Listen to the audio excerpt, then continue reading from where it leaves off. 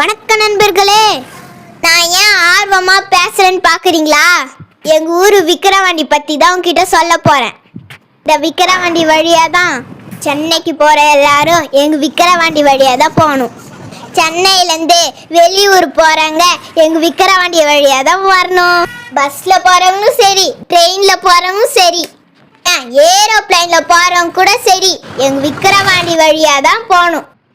எங்க விக்கிரவாண்டியில தான் சாப்பாட்டுக்கு முக்கியமான அரிசி உற்பத்தி பண்றாங்க.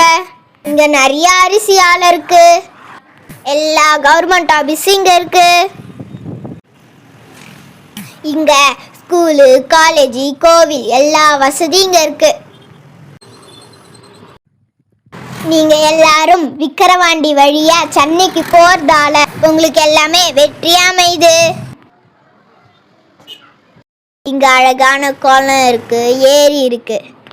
விக்கிரவாண்டி வழியா வராக நதி ஓடுது. ஒரு காலத்துல நம்ம சாப்பிட்ற டீ இங்க தான் ஃபேமஸ். எங்க ஊர் பக்கத்தில் தான் மயிலம் கோயில் இருக்கு, வீடூர் டேம் இருக்கு. வீடியோ பிடிச்சிருந்தா லைக் பண்ணுங்க, ஷேர் பண்ணுங்க, சேனலை சப்ஸ்கிரைப் பண்ணுங்க.